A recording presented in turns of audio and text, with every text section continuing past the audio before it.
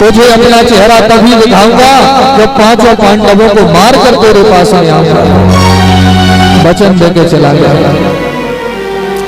अश्वत्थामा जानता है कि युद्ध में पांडवों को हराना इस समय संसार में किसी के वश में नहीं है, कोई नहीं हरा सकता पांडवों को। लेकिन मैंने वचन दिया है मित्र को, तो वचन पूरा कैसे करूं?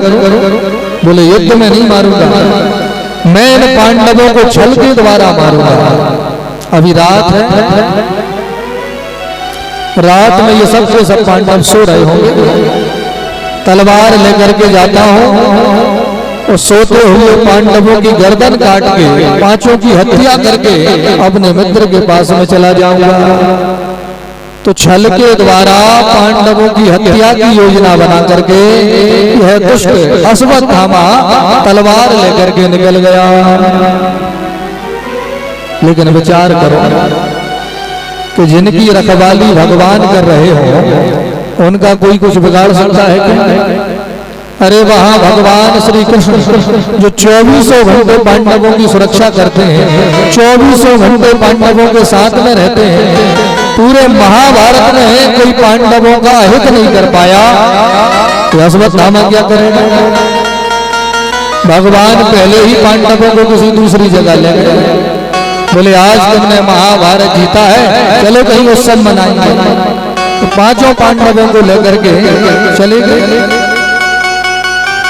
जिस जगह पांडव सोते थे, आज उस जगह द्रौपदी के 5 बेटा सो रहे हैं,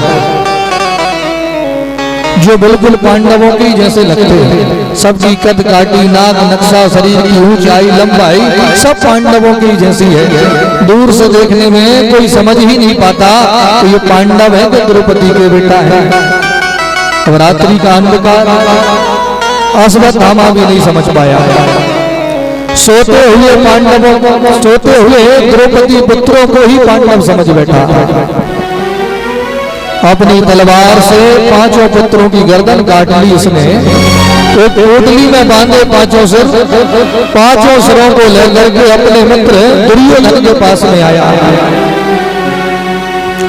दुर्योधन से आगे कहा, देखो देखो मित्र, अभी सुबह नहीं हुई, मैं अपना वचन पूरा करके आया हूं।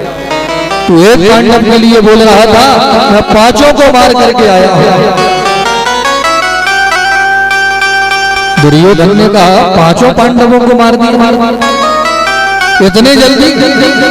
अरे जिनको भीष्म पितामह नहीं मार सके, जिनको तुम्हारे पिताजी नहीं मार सके, कर्ण भी जिन पांडवों का कुछ नहीं बिगाड़ पाया, उनको तुमने एक रात में मार दिया। मैं कैसे मानूं, मैं कैसे भरोसा करूं कि तूने पांडवों को मारा है? अश्वत्थामा बोला, मित्र मैं जानता था कि तू मानने वाला नहीं है, इसलिए सभी पांडवों के कटे हुए सिर अपने संग लेके आया हूं। पोटली खोली और एक एक सिर उठा करके दुर्योधन को दिखाने लगा। दुर्योधन पल भर में जान गया कि ये पांडव नहीं है, क्योंकि भीम का सिर, एक व्यक्ति में तो सामर्थ्य ही नहीं है कि भीम के सिर को उठा सके। भीम में 10,000 हाथियों का बल है, एक व्यक्ति में सामर्थ्य नहीं है कि भीम के कटे हुए सिर को भी कोई उठा सके, और ये पांचों के सिर बांध लाए।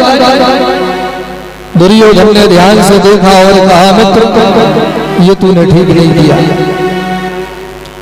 मेरी दुश्मनी पांडवों के साथ में थी, इन द्रौपदी के पुत्रों ने मेरा कुछ नहीं बिगाड़ा था, इनको तूने क्यों मारा?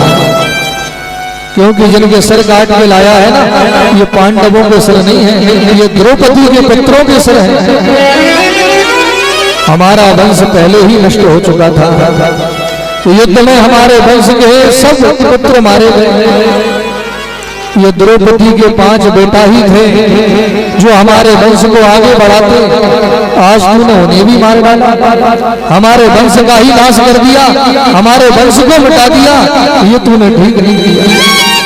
तू मेरा मित्र है और मैं असहाय स्थिति में हूं।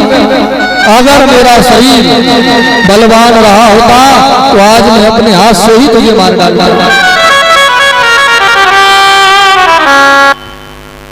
अश्वत्थामा जान गया कि अब अर्जुन मुझे छोड़ने वाला नहीं है। तो जैसे ही सुबह भई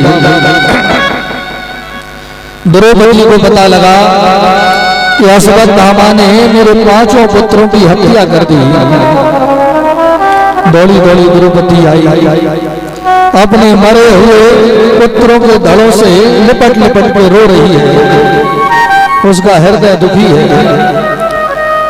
जिस मां के 5 बेटा एक साथ मार दिए गए हैं, उस मां के हृदय में कितनी पीड़ा हो रही होगी, ये कोई मां ही समझ पाएगी। द्रौपदी बहुत जोर जोर से विलाप कर रही है। गांव की सभी माताएं उसे समझा रही हैं, बहन देखो तो इस अश्वत्थामा द्रोणाचार्य जैसे परम ज्ञानी विद्वान गुरु का ये पुत्र, और इसके कर्म देखो। जरूरी नहीं है कि आप अच्छे कुल में जन्मे हो तो आप अच्छे ही रहो। मेरे भाई, अगर हम लोगों ने गलत लोगों का संग कर लिया तो हमको पर गलत होने से कोई नहीं रोक सकता। अश्वत्थामा द्रोणाचार्य जी का बेटा है। द्रोणाचार्य जो जीवन भर ज्ञान की बातें करते रहे, धर्म की बातें करते रहे। सभी पांडवों के भी गुरु हैं और सभी कौरवों के भी गुरु हैं। ऐसे द्रोणाचार्य का पुत्र और इसके कर्म देखो, क्योंकि इसका संग बिगड़ गया। इसने संग दुर्योधन जैसों का किया, इसलिए इसके आचरण बिल्कुल अशुद्ध हो गए। हमको संग बहुत सोच विचार करके करना चाहिए। जिनके साथ उठ बैठ रहे हैं, आखिर वो लोग कैसे, उनमें कोई नशा तो नहीं कर रहा, कोई उल्टी सीधी भाषा का प्रयोग तो नहीं करता। अगर हमारा संग बिगड़ गया, भले ही हम कितनी भी ऊंची जाति में जन्मे हो, हमारे पिताजी का कोई कितना भी सम्मान करता हो, लेकिन हमको बिगड़ने से फिर कोई नहीं बचा सकता। संग बहुत सोच विचार करके करता। अपने प्राण बचाने के लिए अश्वत्थामा ने भागना प्रारंभ कर दिया, और यहाँ रोती हुई द्रौपदी के पास में अर्जुन आया। अर्जुन ने अपने मरे हुए पुत्रों के धड़ों को देखा, क्षत्रिय खून खोलने लगा, शरीर पूरा लाल पड़ गया। तुरंत अर्जुन ने अपना गांडीव धनुष उठाया, उसी क्षण प्रतिज्ञा ली कि जिस अश्वत्थामा ने हमारे पुत्रों को मारा है, सूर्यास्त होने के पहले पहले हम उस अश्वत्थामा को नहीं छोड़ेंगे, अश्वत्थामा को मार डालेंगे। अगर सूर्यास्त होने के पहले तक हम अश्वत्थामा को नहीं मार पाए तो स्वयं की चिता बना करके खुद ही मर जाएंगे। प्रतिज्ञा ले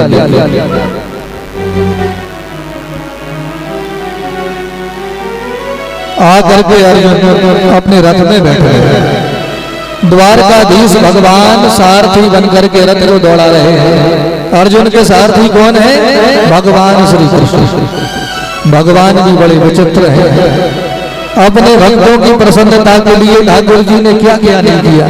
अब बताओ, ड्राइवर बन के घूम रहे हैं, सारथी बन के घूम रहे हैं, जगत के मालिक जिनके रोम रोम में करोड़ों ब्रह्मांड समाये हुए हैं, भक्ति की प्रसन्नता के लिए भगवान रथ चला रहे हैं। भगवान ने भी रथ को उसी दिशा में दौड़ाया जिस दिशा में अश्वत्थामा दौड़ रहा था।